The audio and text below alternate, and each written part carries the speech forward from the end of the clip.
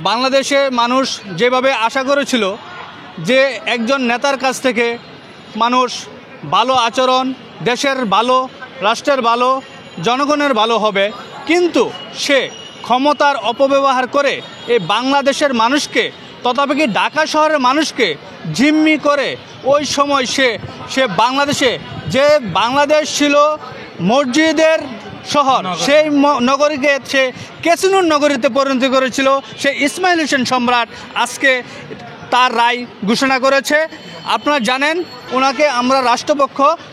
সহযোগিতা করে বিজ্ঞ আদালতে 10 জন সাক্ষ্য সঠিকভাবে পুঙ্খানুপুঙ্খভাবে তারা দেয়, বাদীসহ এবং তদন্তকারী কর্মকর্তা 10 জন সাক্ষী দেওয়াতে আদালত সন্তুষ্ট হয়ে এবং সঠিক মনে করে, এবং আমরা রাষ্ট্রপক্ষ এটাকে সহযোগিতা করার ফলে প্রমাণ করতে পেরেছি, যার ফলে আজকে বিজ্ঞ আদালত সন্তুষ্ট হয়ে সর্বোচ্চ শাস্তি যাবজ্জীবন এই ইসমাইল হোসেন সম্রাটের দেয়, যাবজ্জীবন কারাদণ্ড দেয়।